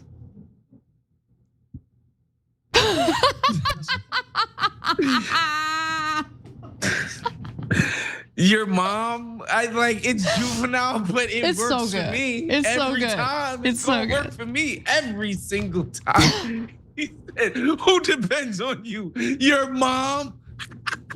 Okay. He didn't like that one. He didn't enjoy that one. No, of course he didn't. You could see it in his face. It's so good. I've like watched that clip so many times. Okay, but look, Dave Smith, to his credit, look. Sometimes I get really upset at myself because I can't help myself, and I'll throw the first jab. Dave Smith is not that guy. He never throws out a personal attack or a jab like that. So if you watch the full exchange, Adam Sosnick is like making fun of the way he's dressed and like stupid stuff like that. So if you're gonna make it personal, and I know this, if I'm gonna make it personal, I expect it to come back at me, right? Like I'm gonna accept it and I'm not gonna complain about it. In this case though, Adam's like, oh, you're making it personal, you made it personal first. So yeah, you should expect that. I mean, typical Israeli, right? But later, Dave Smith, in this exchange with Sosnick, decided to explain why he considers the United States, a country that carries out terror. Let's watch.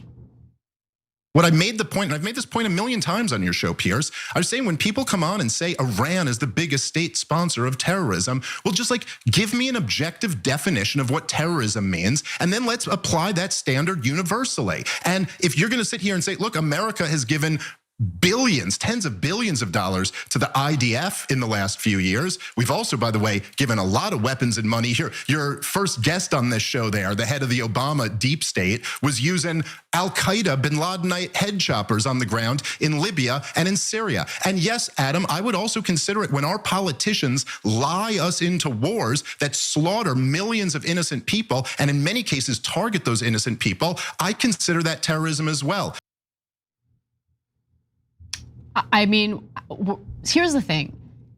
When you get an argument like that and you have no idea, like you are way past your depth, like you have no idea what you're even talking about, and I'm talking about Adam in this case, how do you even respond to what Dave just said? Because Dave relies on irrefutable facts to make his arguments. He relies on history. He's a guy who seems pretty obsessed with reading about history. He's very well read. I might disagree with him. I mean, he's a libertarian. I disagree with him on economic policy. There's no question about it. But on foreign policy, he is very good. And it's because he's well read and he actually cares about this issue. He's very passionate about it. Adam Sosnick, I don't know what he's an expert in, but it's definitely not foreign policy. I've debated him on a few different occasions, and it's like debating with a wall that has props and will insult you. You know what I'm saying? Yeah, I mean, it's just the guy is clearly out of his depth. And again, if we just apply, that's what I love about what Dave said. If we apply the definition of terrorism equally and without bias, then there's no way you can't add the United States in the category of states who have sponsored terrorism. I brought it up on previous episodes, but folks should really look into the Contras in Nicaragua. Yes, yep. Like, you want to talk about, like, these guys were doing public hangings, public executions. They killed priests and nuns, like at orphanages. Like this, we're talking about terrorists. There's no doubt about it. And we were so freaking gung-ho about arming these guys. We sold guns to the people in Iran, to the mullahs in Iran. We were selling crack cocaine in South Central LA to fund the weapons we were giving the Contras. That's what we were doing. That's what we were doing. Yeah. Actual terrorists. The freaking guy who's running Syria now, that the ultimate boogeyman in the history of life, according to the State Department in Israel, Bashar al-Assad, is literally a former Al-Qaeda leader. Like, I'm not making this up. This guy literally is Al-Qaeda. Yeah, yes, that's exactly right. He was trying to kill our soldiers in Iraq. Literally. And he was welcomed. Trump rolled out the red carpet. Al-Jilani, for him to come visit. David Petraeus was like, yo, I remember we hooped together. They played basketball together in Paris. Like, dude, like, we gotta stop with this. This, like, whenever I keep hearing this, Iran is the biggest state sponsor. It's like, by what definition? All right, you want to call the Houthis and Hezbollah terrorists. I don't call Hezbollah terrorists. I think that's it, exactly 100%. But I'm like, okay, and you can point out to anything that they've done. They probably committed some atrocities. I would never take that away from them. Apply that same standard to us, to Israel, to Saudi. What these guys were doing in Yemen. I mean, good God Almighty, you want to talk about indiscriminate bombing campaigns, like, and we were sponsoring that. That's exactly right. That's exactly right. Dave Smith is like it's not even, it's incontrovertible. Like, you can't even come up with an argument against the truth here. If you can just say, well, wouldn't we do it because we're the good guys? All right, you sound like an idiot, but you have to actually caveat that statement by saying, well, we're good guys. If you just apply the logic and the standard, indiscriminately killing civilians for political gain or for a political cause, come on, guys, be serious. So even though, I mean, look, obviously it's difficult to debate a guy who knows what he's talking about when you know nothing. And so lucky for Adam Sosnick, he had a few tricks up his sleeves. Now, there are two things that he loves to do. Number one, use props to distract. He's thrown a tampon at me in the middle of a debate before. That's the kind of guy he is. Didn't distract me, by the way.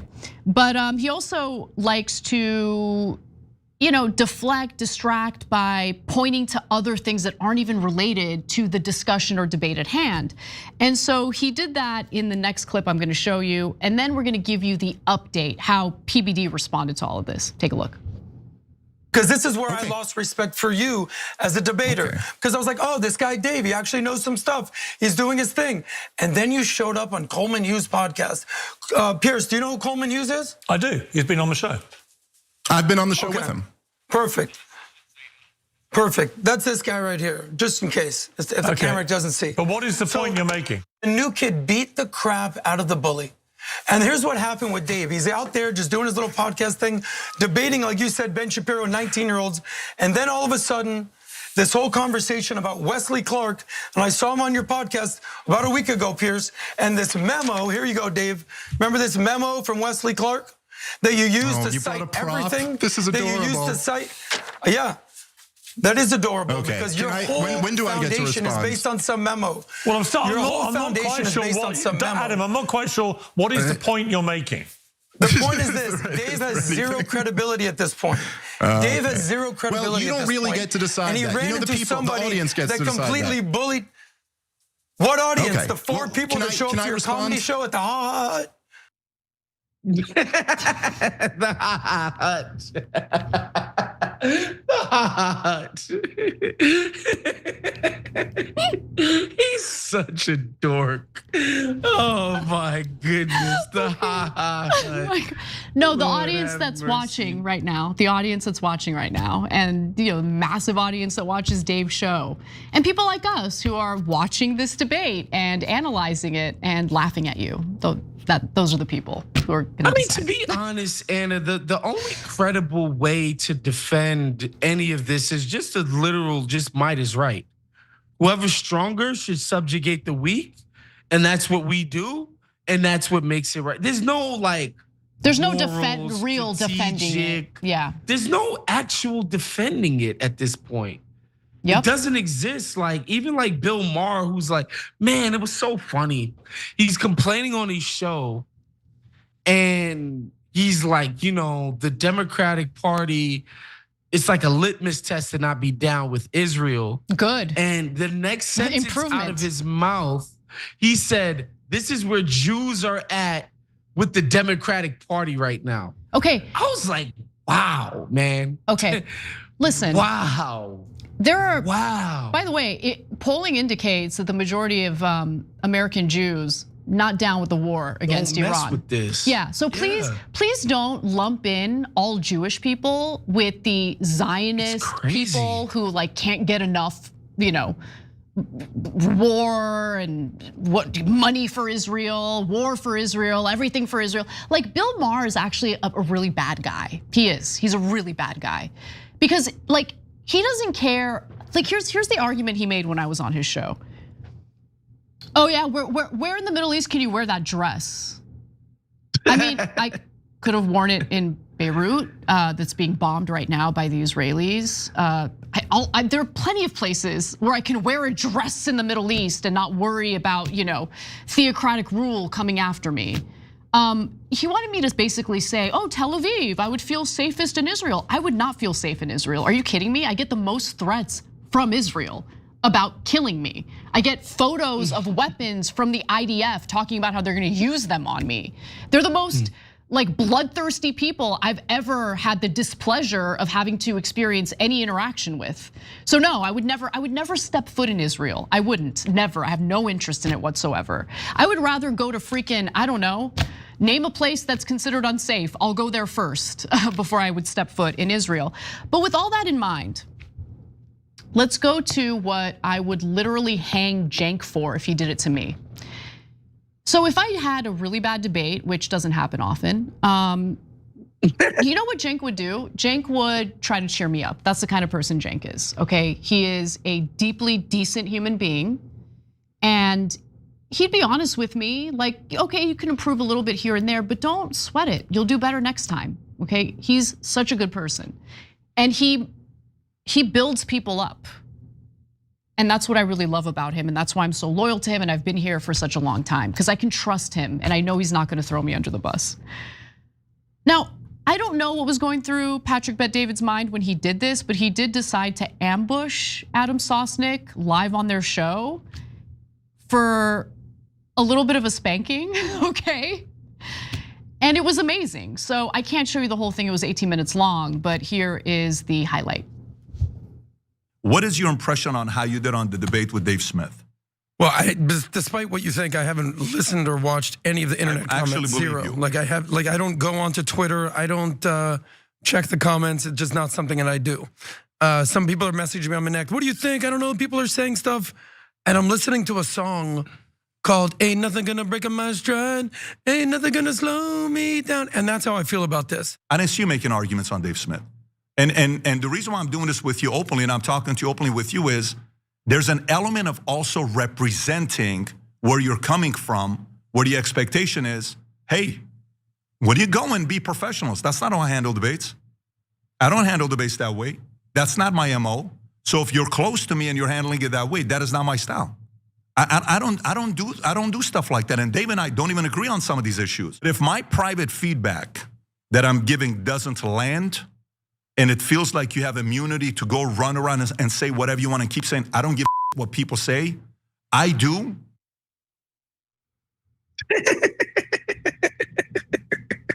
Adam just took it. He just took it.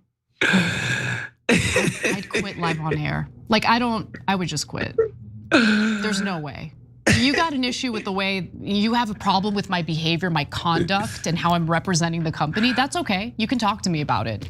You don't ambush me on air with that. And he just took it, like bent over and took it. It was amazing, it was amazing. So, yeah, maybe he knows that he was actually as trash as we could obviously see that it was.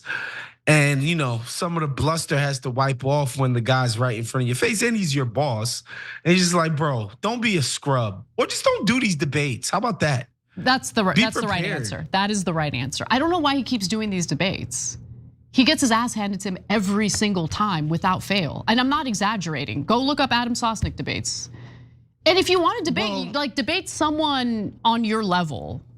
Like a 5-year-old. I would imagine though on these things that he's debating people about, and he doesn't know anything. He doesn't know anyone, excuse me, obviously he doesn't know anything. He doesn't know anyone or isn't close to anyone who is on the other side of this stuff. So when he leaves those spaces, he's not talking to any other people. Like, like I have Jewish friends who are on the, not necessarily like, oh, let's blow Gaza to smithereens, but they're like, well, we kind of do need our state to be Jewish. I don't agree with them. And they might be like, man, it's hard for you to understand. And my parents and grandparents and blah, blah, blah, blah, blah. Okay, cool. I know people who have that opinion. Obviously, they know where I'm at. Where do they live? I know people. Where do they live? In America. Oh, do they feel unsafe? No, hell no, they don't. Oh, okay. Hell no, not in the goddamn Valley or Beverly Hills or the Upper or West anywhere Side in the United States of Manhattan really. Or Boca Raton. I mean, goddamn, it's not unsafe. Yeah, but they need the Jewish state. They need it. Yeah, got it. I mean, I don't think that they would say that they themselves need it, but the people over there do. Why? The people over there, you mean the people who moved there from Brooklyn and Eastern Europe? They need it? So they need, nuts. Is Brooklyn unsafe for them? Dude, and it's crazy too. And I watch some, cause they're doing the state censored media where you're not allowed to really see the damage that's being inflicted on Tel Aviv and others in northern or southern Jerusalem, southern Israel and all that other stuff. Or northern Israel, yeah, from Hezbollah. Hezbollah's been attacking, yeah. Yes, but man, the stuff that you do see and the sirens going on, seems pretty unsafe, no? Why would anybody want this? I wouldn't want to live there. How could this be the best option of how to carry on over there? How do you feel safe when you're running into your shelters several times a day because your government is obsessed with war and expanding your borders? How do you feel safe? How is that safer than the United States or any other place you came from? They don't do that in the Upper West Side. I know that for a fact. If anybody's ever been to Southern Florida, man, I'm telling you, Boca Raton is nice. It's beautiful. Y'all. It's so beautiful. Telling y'all, man, ain't no bomb shelters over there. True. I swear to God. True. Beverly Hills with the Persian Jews. Woo! Primo. They're doing real no well. Sirens. They don't look scared at all. They don't look scared at all. Yeah. Man. Anyway. They're having a great time at Mastro's. I'm telling y'all. They are. All right. I'm telling y'all. You did it, Waz. You cheered me up. Okay, we got to take our last break. When we come back, we're going to show you how Sean Hannity treats our veterans.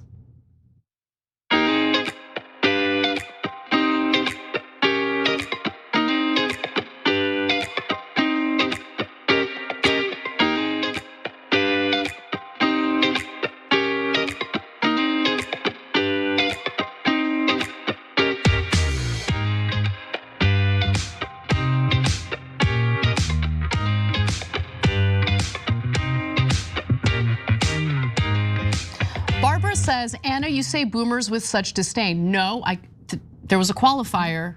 I said Fox News viewing boomers. I see you. If you're a boomer, you're watching us. You can stay, okay? You take care of yourself. All right, let's go to Metalhead C6, who says, hey, Anna, I don't know if you saw that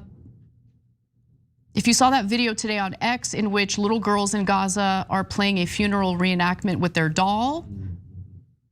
My God, what have we done to those little girls? I know, I did see that video. Donnie writes in and says, hey, Anna, you get a lot of hate from the AOC cultists, but much positive feedback from the anti-imperialist left, like the ACP, who are the most radical on the issue, given one of their top guys was in Yemen. No, I actually saw, and I was very, very happy, so happy to see this. I saw plenty of people on the left who were calling AOC out, and that gives me hope. Okay, that actually gives me some hope for the future. Not because I have anything against AOC and I want to go after her. No, because we should not be in the business of providing cover for mediocrity, okay? We the people should demand more and have higher standards from our politicians. But you seen that DSA endorsement, she had to go on record. She did, so. Pretty You're good. welcome. You're welcome, everybody.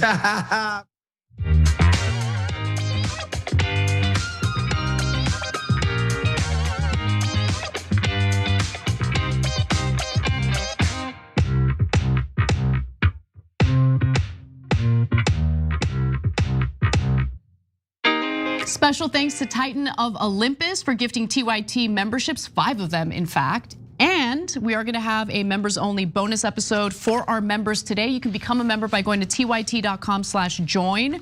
We're gonna talk about some of the trolling and memes that's been coming out from Iran, which I hate to admit it, to be honest with you, I'm an American. I would prefer that America was killing the game when it comes to trolling and memes, but no, we're not, okay? The trolling coming out of the IRGC is pretty sophisticated and amazing. So I'm gonna show it to you and we'll talk about it. Real quick, just a few comments from our members. We've got Rose Orozco, I love your name. Amen, Anna. I also wonder where all the real Christians are. Dav Meister says, oh, I read that already, I apologize. Let's go to Mark Francis, who says the economic pain is going to hit average Americans hard. I mean, it was already hitting average Americans hard, and it's about to get even worse thanks to the price of oil going up as a result of this war. But why don't we actually talk a little bit about the impact on our veterans and our soldiers? Because as we all know, there's been a military buildup in the Middle East as a result of this war. And some of our veterans have been speaking out against it. In fact, one of them called into Sean Hannity's show. Take a look. Then I can't talk to you because you're an idiot. You're not very smart. I'm retired Air Force, Sean. I'm a retired Air Force, Sean, says the caller that Sean Hannity essentially called stupid. And Sean Hannity seemed to melt down actually after one of his radio callers just had some feedback on the war against Iran. And it was feedback, some thoughts, some analysis that apparently goes against Sean Hannity's magical thinking. And so Hannity got triggered as soon as the caller described the war as an endless war. Take a look. I would like to take a little bit of an issue regarding all the endless wars, okay? Now look. There is no endless war. What's the endless war? Yeah, but that's what I'm trying to get at. Whether it's a short-term war or a long-term war, we're still fighting a war in the Middle East, trying to nation build. We're trying to tell. We're not trying to nation build. That's not part of the president's goal. Okay, well then why do you take out so-called dictators or leaders in another nation, but they won't comply with what the US want? Remember, this has been a joint military effort with the Israelis. The Israelis are the ones that took out the tiers of leadership there. America's goal has been very clear, that they can't have nuclear weapons. That has been the number 1, number 2, number 3 goal of the president.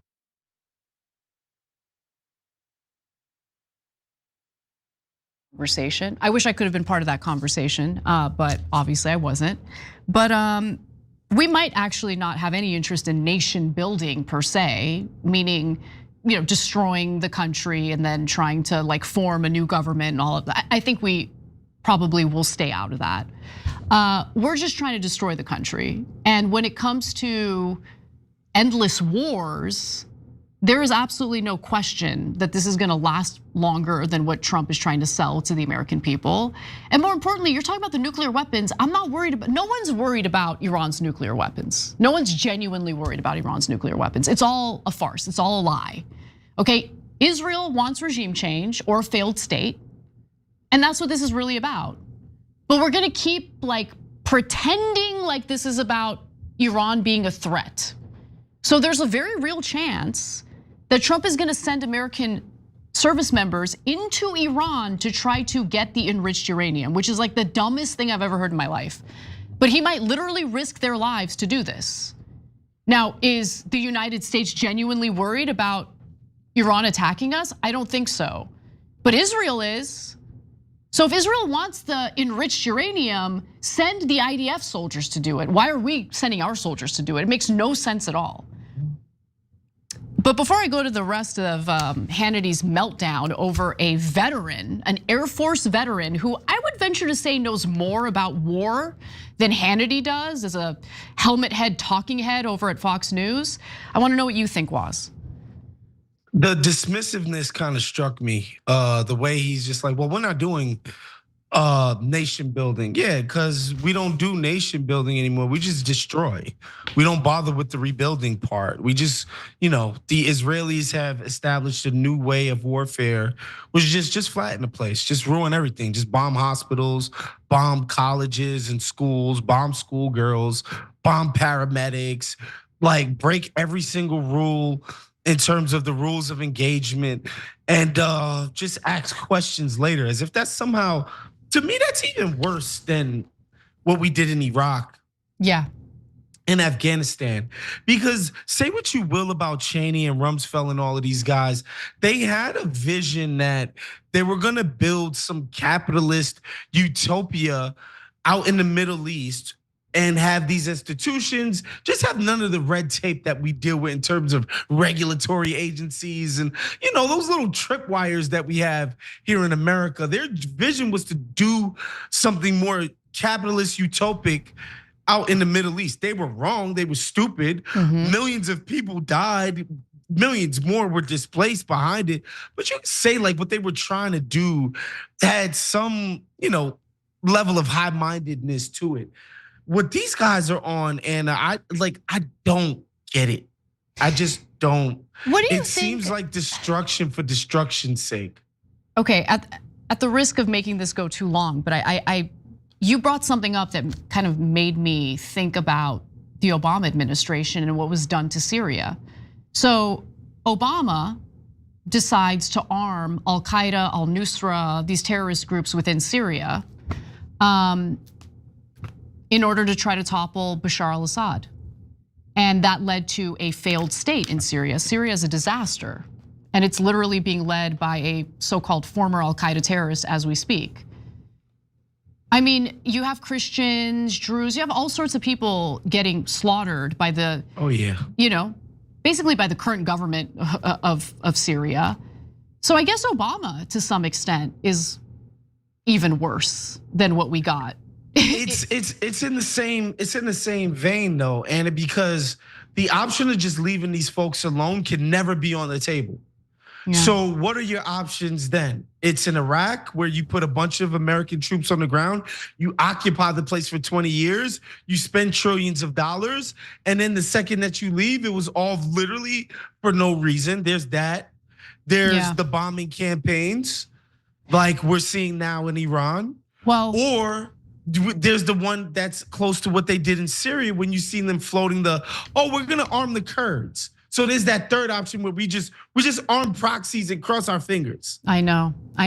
So here's how Hannity, proceeded to browbeat his own caller for questioning the war and its goals. The president ascertained with 460 kilograms of 60% enriched uranium, which could be weapons grade in less than 2 weeks, coupled with what we now know is they have longer range ballistic missiles than we thought, that was an existential threat to the world and to the U.S., and he was not willing to allow that threat to grow. Okay. That's what this is about. When that is neutralized, the president will leave. And we're on the verge of that happening, and you should be happy.